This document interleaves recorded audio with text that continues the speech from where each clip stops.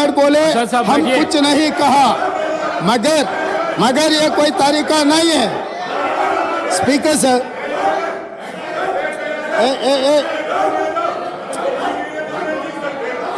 असद साहब,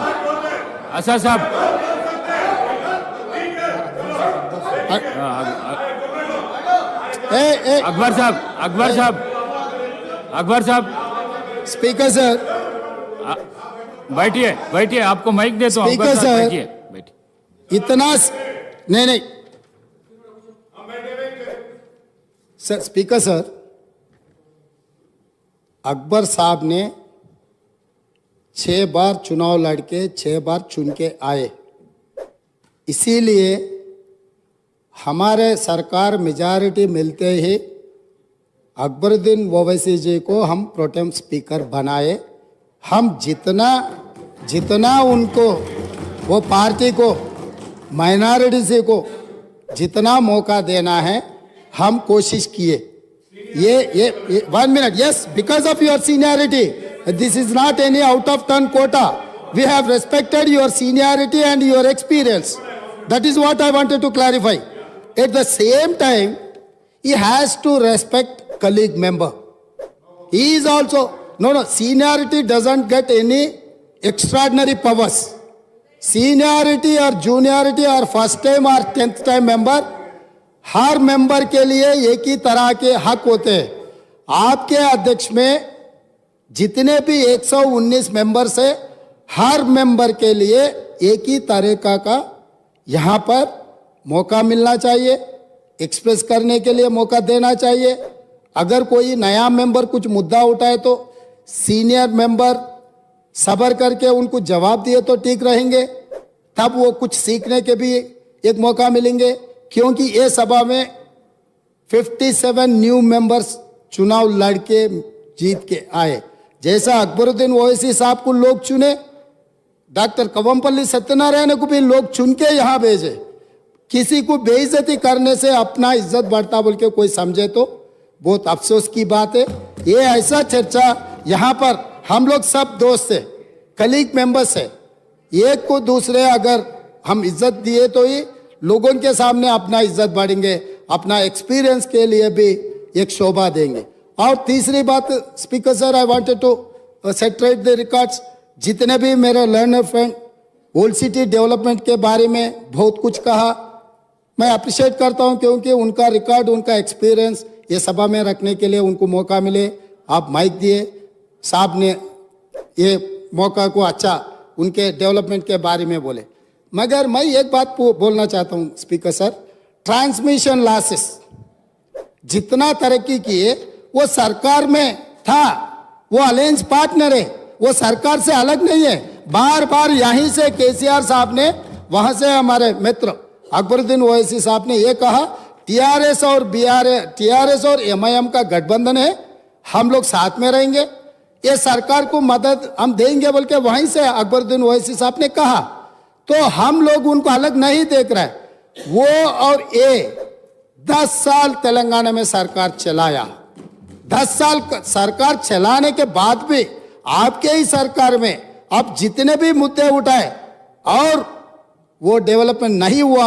आप जो बात हमारे सामने रखे, हम जरूर ओपन माइंड से, हम ओल्ड सिटी या न्यू सिटी को अलग अलग नहीं देखते। वो शहर हमारे है, 450 साल के शहर है, वो शहर का शान बढ़ाना हमारी जिम्मेदारी है। ओल्ड सिटी में जितना भी डेवलपमेंट के लिए अकबरुद्दीन ओवैसी एमआईएम पार्टी के नेता है, ये पूरा मुस्लिम का जिम्मेदारी ले वाला नहीं है। ये आम जनता, हिंदूज भी उनको वोट डाले। जहां पर चंद्रायन गुट्टा में पूरा मुसलमान वोटों से चुन के आए क्या? ओल्ड सिटी में जितने भी 7 एमएलए जीत कर आए, हिंदू का कोई किसी का वोट नहीं मिला एमआईएम को। ये बात कहना चाहता है, ये बात तो ठीक नहीं, अफसोस की बात है। सब लोग आपको वोट देके आपको चुना के इधर भी जाए। आप बोल रहे मुसलमान के आवाज दबाने के लिए कोशिश कर रहे। भाई, आपके मुसलमान के रिप्रेजेंटेटिव जैसा नहीं देख रहे। ये तेलंगाना 4 करोड़ जनता के तरफ से आप चुन के आए, 4 करोड़ जनता के लिए आप रिप्रेजेंट करो। नहीं, सर आपको जब माइक स्पीकर सर अकबर साहब, अकबरुद्दीन ओवैसी साहब मैं को आपको जब माइक माइक दे- मिलेगा ना तब उनके बात वो रख सकता है। लीडर आप तो अभी तो वो डिस्टर्ब नहीं लीडर कर बात सकते कर सर। रहे सर वही सच है तो सर अगर वही सच रहा तो सीएम हम लोग साहब बात कर रहा है, जुबली आपको माइक दे तो माइक। से एक मुसलमान हिंदुस्तान के सबसे बड़ा खिलाड़ी अजहरुद्दीन ओवैसी को हम टिकट दिए। अजहरुद्दीन को हम टिकट दिए तो अजहरुद्दीन को हराने के लिए दूसरा मुसलमान को वहाँ चुनाव लड़वा के एक मुसलमान को हरा दिए। दूसरी बात कामारेड्डी से हम लोग शब्बीर अली जी को जिताने के लिए एक माइनॉरिटी को जिताने के लिए हम कोशिश किए तो शब्बीर अली को हराने के लिए उनके जाने माने दोस्त कल्वकुंट्ला चंद्रशेखर राव वहां कामारेड्डी से चुनाव लड़ा साहब। इन्हों अजहरुद्दीन को हरा देते एक मुसलमान को। इनके खास दोस्त कल्वकुंट्ला चंद्रशेखर राव कामारेड्डी में दूसरे मुसलमान को हराने के लिए कोशिश करते, मगर ये मुसलमान के हक के ठेकेदार अकबर कैसे साहब- बनेंगे सर। अभी रहा फाइनल। अकबर साहब आप डेफिनेटली आपको जो माइक मिलेगा तब बोलो। आप बैठिए। और ट्रांसमिशन लॉस के बारे में सीएम साहब बात सर, करा बात बैठ आप हाउस को आगे में रखो सर। आप बैठिए। आप बैठिए। हाउस को आगे में रखो सर। बाद में बैठिए। वो लोग जो बोल रहे आप हैं बैठिए, उनको बैठिए। बोलने दो। लीडर बात करते जब मैं माइक नहीं दे सकता हूँ। आप बैठिए सर बैठिए मैं देता हूँ, अकबर साहब को देता हूँ। आप अकबर साहब को देता हूँ, बैठिए आप स्पीकर बैठिए। स्पीकर सर अगर ये मामला आप बैठिए। हमारे दोस्त एमआईएम पार्टी अगर माइनॉरिटी एंगल में लेकर गए तो मेरा साथी डॉक्टर कवंपल्ली सत्यनारायण वो दलित है सर। दलितों को ऐसे अवमान नहीं कर सकता है। वो दलित है। दलित को एमआईएम मुसलमान लोग मिलके उनको बेइज्जती करना भी ठीक नहीं है सर। ये देख कर एमआईएम सोच कर अगर उन मेंबर्स को पोडियम में भेजना नहीं भेजना उनके लीडर का जिम्मेदारी है सर। और रहा सर अब इतना सारे ओल्ड सिटी में डेवलपमेंट हुआ ना सर। मैं यहाँ पर ट्रांसमिशन लॉसेस के बारे में मैं ये हाउस के सामने कौशिक गारो गवर्नमेंट डॉक्यूमेंट में रखना चाहता हूँ। Hyderabad south 43% transmission losses, Siddipet division 61.37% transmission losses, Gajwel division 50.29 transmission losses. Speaker sir Kaushik garu విద్యుత్ సరఫరాలో బిల్లుల వసూలులో ఈ రోజు హరీష్ రావు గారు బాధ్యత వహిస్తున్న సిద్దిపేటలో 61.37% అధ్యక్ష, గజ్వెల్ మాజీ ముఖ్యమంత్రి గారు ప్రాతినిధ్యం వహిస్తున్న శాసనసభ నియోజకవర్గంలో 50.29 ట్రాన్స్మిషన్ లాసెస్। ఇప్పటి వరకు అక్బరుద్దీన్ ఓవైసీ గారు ఏదైతే చెప్తున్నారో హైదరాబాద్ సౌత్ నుంచి 43% transmission losses.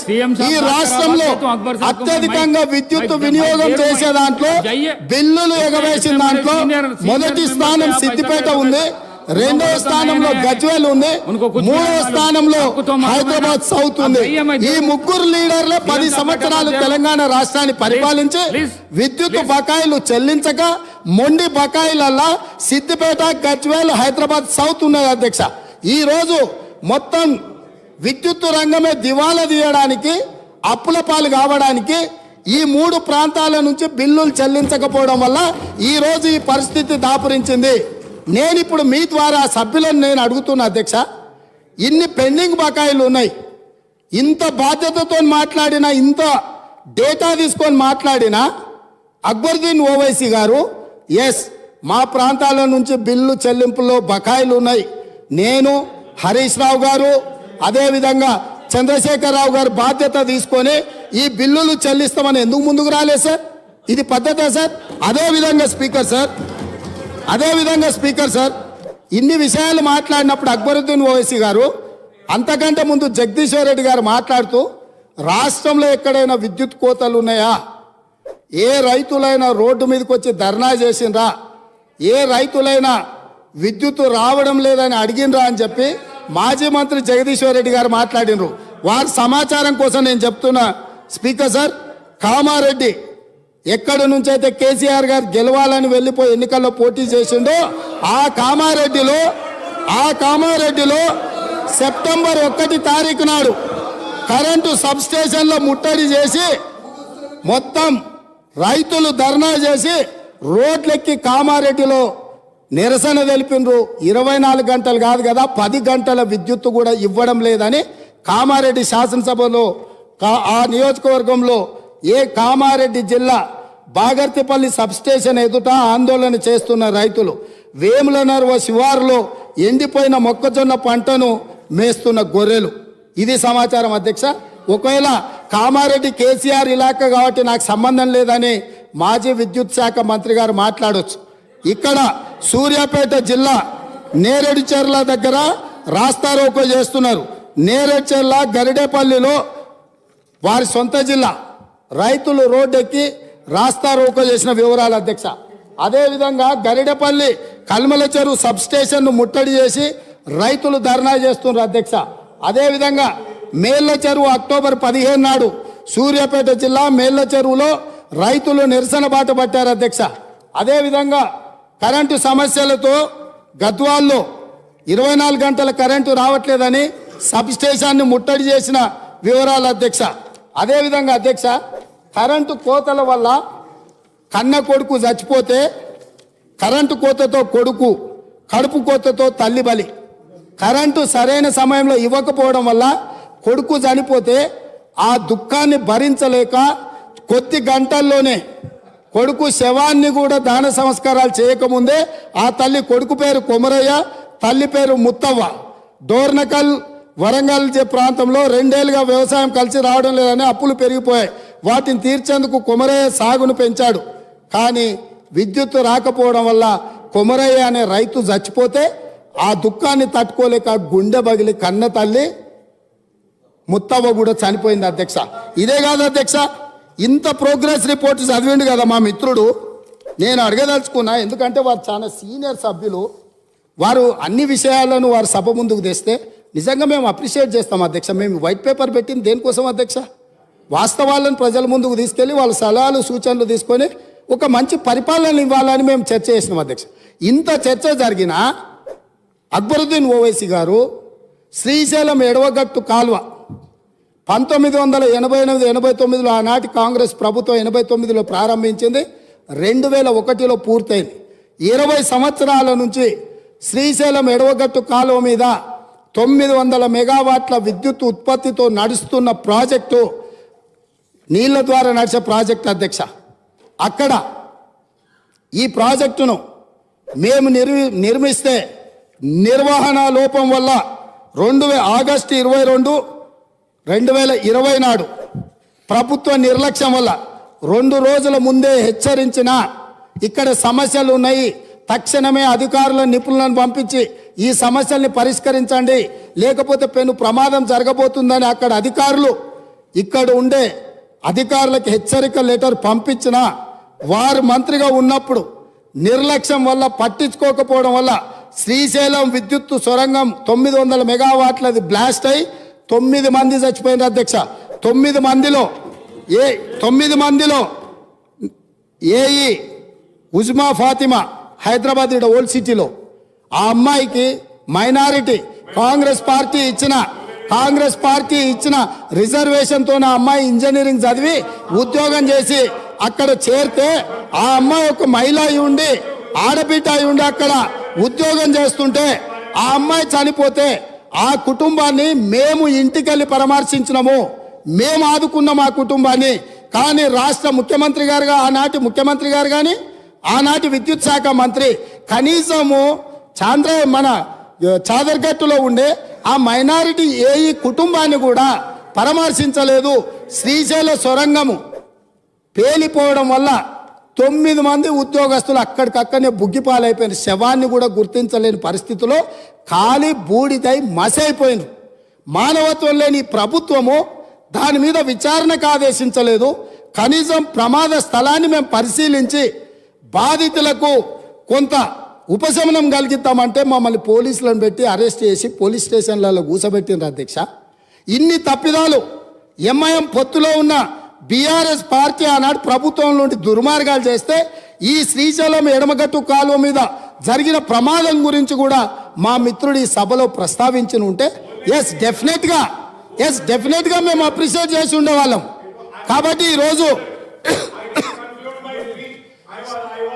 Sir let me so sir Akbar साहब नहीं अकबर साहब प्लीज नहीं अकबर साहब आप इतना समझो प्लीज. ये सरकार जिम्मेदारी से ये व्हाइट पेपर टेबल किए. ये व्हाइट पेपर टेबल करने के बाद आप जो भी सुझाव दे रहे सुझाव लेने के लिए भी हम तैयार हैं.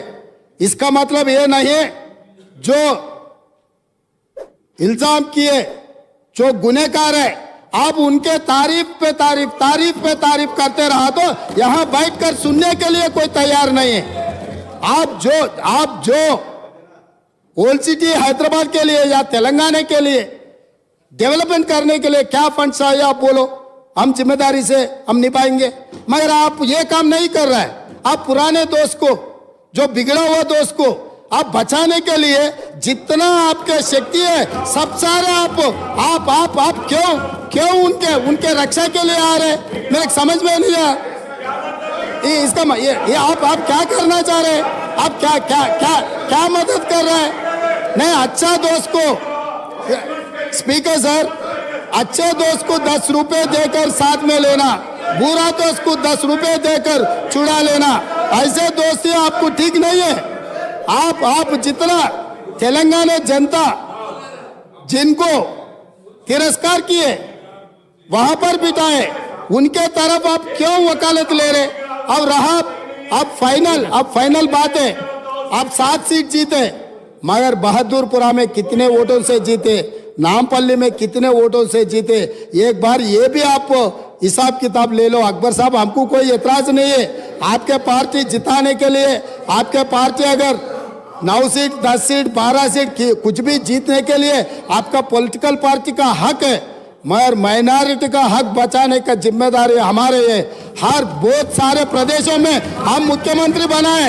इस देश का राष्ट्रपति माइनॉरिटी को हमने बनाया, आपने नहीं बनाया.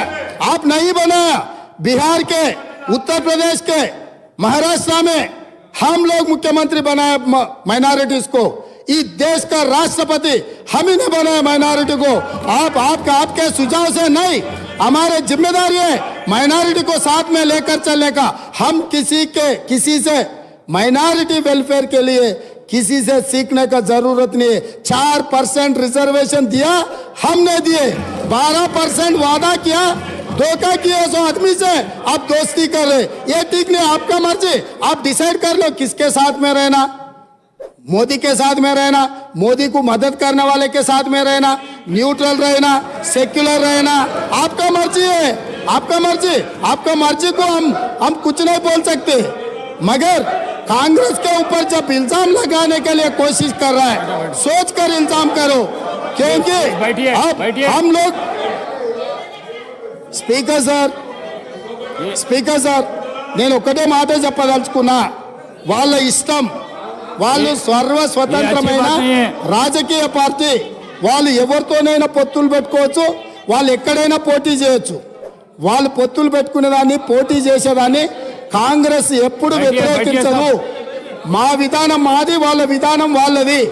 అయితే మైనారిటీ యొక్క వెల్ఫేర్ కావచ్చు, డెవలప్మెంట్ కావచ్చు, మా ప్రభుత్వం కట్టుబడి ఉన్నది 100%. ఉమ్మడి ఆంధ్రప్రదేశ్లో కూడా కమాలుద్దీన్ గారిని పిసిసి అధ్యక్షుడిగా చేసిన చరిత్ర కాంగ్రెస్ పార్టీది. ఆనాడు ఉమ్మడి ఆంధ్రప్రదేశ్లో హోమ్ మినిస్టర్గా మైనారిటీని పెట్టిన చరిత్ర కాంగ్రెస్ పార్టీది.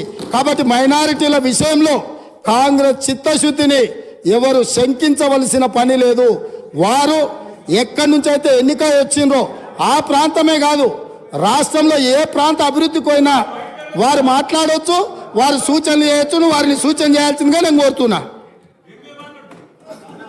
కేటీఆర్ గారు, మీరు చాలా సీనియర్ శాసనసభ్యులు, లీడర్ ఆఫ్ ది హౌస్ మాట్లాడేటప్పుడు డిస్టర్బ్ చేయొద్దు దయచేసి. ప్లీజ్ अकबरुद्दीन साहब, Honorable Speaker, sir. Please please. Honorable Speaker, sir. मोहतरम चीफ मिनिस्टर रेवंत रेड्डी साहब ने जिस जबान में बात की है, जिस अंदाज में बात की है, सुनकर बड़ा अफसोस हुआ। इस वजह से कि आज मैंने बीजेपी के एक बड़े लीडर को भी यही बात कहते हुए सुना, नाम लेना नहीं चाहता क्योंकि वह ऐवान में नहीं है। ऐवान के आदाब और रूल्स को मैं जानता हूं।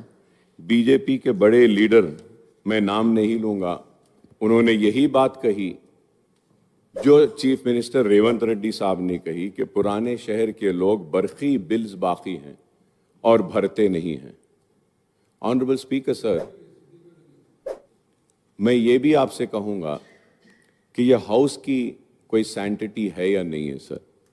अगर है तो in the second Telangana legislative assembly last session of August I had raised a question and I had asked कि बार बार बीजेपी से, दूसरों से इल्जाम लगता है कि पुराने शहर में बरखी की चोरी है, तो उसके ऊपर government, the government of that day tabled the statement stating that कि पुराने शहर में बरखी की चोरी नहीं है।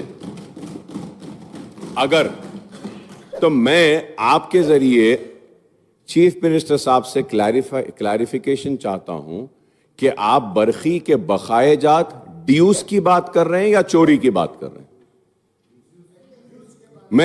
मैं देखिए साहब, मैं आपसे पूछ रहा हूं, क्या आप पुराने शहर में बरखी की चोरी है बोल रहे हैं या ड्यूस है बोल रहे हैं?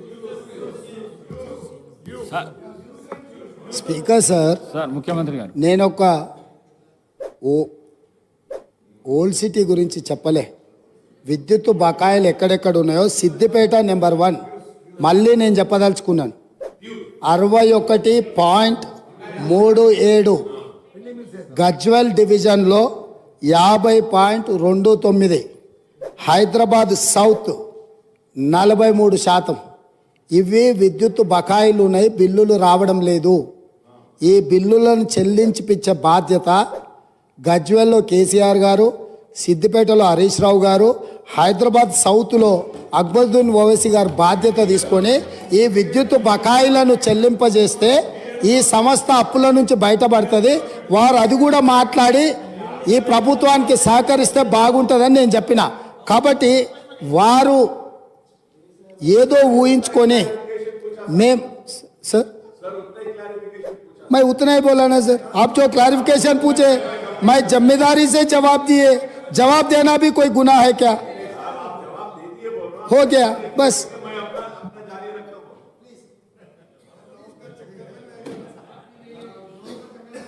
Thank you sir, thank you sir. Akbar साहब, आप बहुत सीनियर 6 टाइम्स एमएलए हैं, लीडर ऑफ द हाउस बात करते जब चेयर से बात करना, आप डायरेक्ट उनको बात करके बिठाना, ये अच्छी बात नहीं है साहब, ये अच्छी बात नहीं है साहब। नहीं sir, if I am using the mic, I know the rule positions.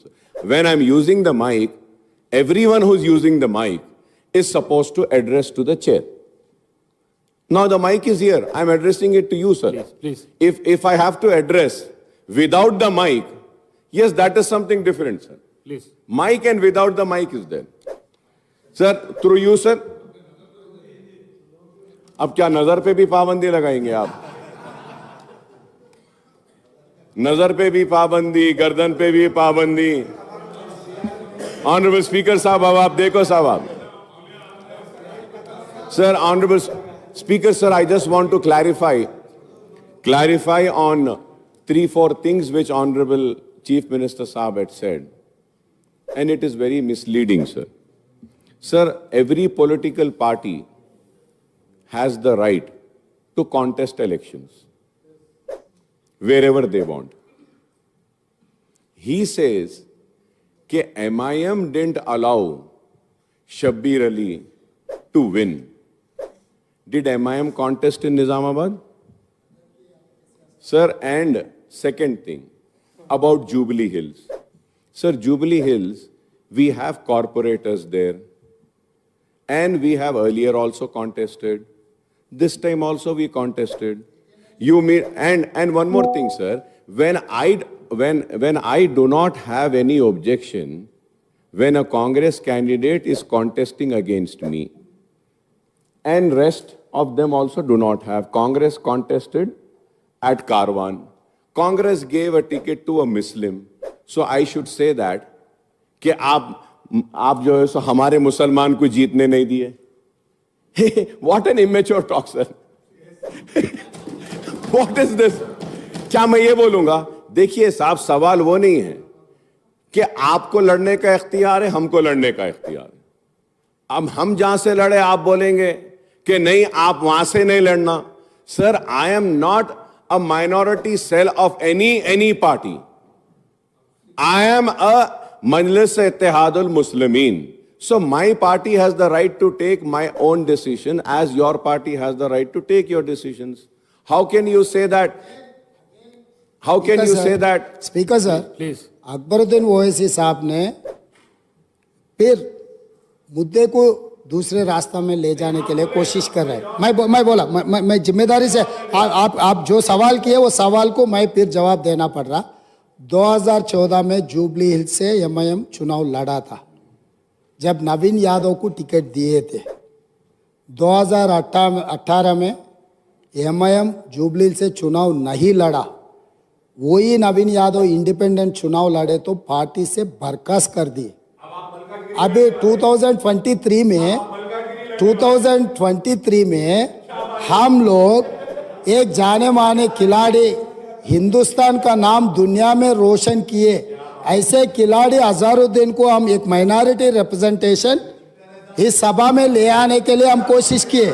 मगर वहां पर दूसरे एमआईएम माइनॉरिटी कैंडिडेट को चुनाव लड़वा के अजहरुद्दीन साहब को हरा दिए. मैं इतने कहा, मैं कुछ इल्जाम नहीं रखा, मैं कुछ मदद नहीं मांगा. जो फैक्ट्स एंड फिगर से मैं इस सभा और नेता के सामने, क्योंकि अध्यक्ष असदुद्दीन ओवैसी साहब अध्यक्ष ने फाइनल फैसला करते, तो इसीलिए मेरा दोस्त से मेरा गुजारिश है, जब हम लोग कोशिश कर रहे हैं माइनॉरिटी रिप्रेजेंटेशन इस हाउस में लाने के लिए, तब आप ये अजहरुद्दीन को हरा दिए. इनके दोस्त चंद्रशेखर राव ने शबीर अली साहब को कामारेड्डी में हराने के लिए, अगर के चंद्रशेखर राव को दूसरे सीट से लड़ना है तो सिद्दीपेट है बगल में, उसके बगल में उनके बेटा का सिरसिल्ला भी है. 2 बेटा का और दामाद का छोड़कर वो गया कामारेड्डी. तो इन लोगों का नीयत कैसा है, बस वो नीयत साफ नहीं है बोल के मैं दिखाना चाह रहा हूं सर. इतना ही है.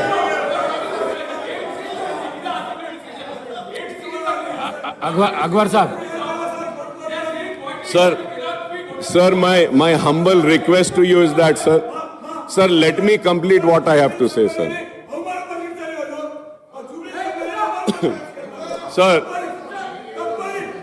let me just complete what I have to say, sir. Please. Sir, now the question arises, I really don't understand. He's such a senior person and Almighty has blessed him with such a big chair in spite of having a political career, started from ABVP, then TRS, then BJP, and then Congress, then also RSS. He should be more matured because he's gone everywhere here and there and he's got experience of being everywhere. And he talks like this. It is so sad, sir. Sir, it is, no, sir, let me complete, sir. This is, Sir, it is. Sir, I request. CM कर. MIM party के बारे में अगर बोलना शुरू किए तो आगे आपको भी बहुत दिक्कत हो जाएंगे. आप लोग नादेंद्र भास्कर राव से दोस्ती किए, आप लोग एनटीआर से दोस्ती किए, आप लोग चंद्रबाबू नायडू से दोस्ती किए, आप लोग राजशेखर रेड्डी साहब से दोस्ती किए, उसके बाद आप लोग किरण कुमार रेड्डी से दोस्ती किए, दुश्मनी किए, उसके बाद केसीआर से भी दोस्ती किए. नादेंड्ల भास्करराव से लेकर जिस दिन नादेंड्ల भास्करराव तेलुगुदेशम पार्टी को तोड़ने के लिए जब कोशिश किए, कौन साथ में थे सर? ये हिस्ट्री है। अगर अकबर साहब नहीं बोले तो हम बोल सकते। हम भी राजनीति में है, किसी के ऊपर इल्जाम लगाना आसान है, मगर जवाब देना जिम्मेदारी से देना पड़ता है। यहाँ पर चर्चा आप किधर किधर कहाँ कहाँ अलायंस किए, हम किधर किधर घूम के हैं, ये सब सारे चर्चा करने के लिए नहीं है। यहाँ पर चर्चा है व्हाइट पेपर ऑफ एनर्जी, इसके बारे में आप जो बोलना है तो बोलो। अगर एक दिन चर्चा करना है केसीआर साहब ने किधर किधर घूम के आया, कांग्रेस में कब था और नायडू पार्टी में टीडीपी में कब था, फिर कांग्रेस में कब आया, फिर कांग्रेस से अलायंस कब किए, फिर चंद्रबाबू नायडू से अलायंस कब किए, फिर बीजेपी से अलायंस कब किए, फिर खुद का पार्टी कब बनाया, ये सब सारे एक दिन पूरा आप अगर मौका दिए तो कौन कौन कहाँ कहाँ घूम के आए, सबके बारे में चर्चा करने के लिए हम तैयार हैं। अगर आप कभी मौका दिए तो उसी के ऊपर एक दिन पूरा दिन हम चर्चा करेंगे। Speaker sir,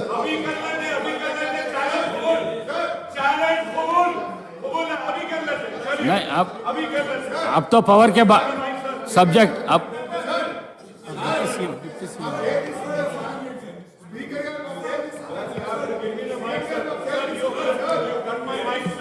Adyaksha. प्लीज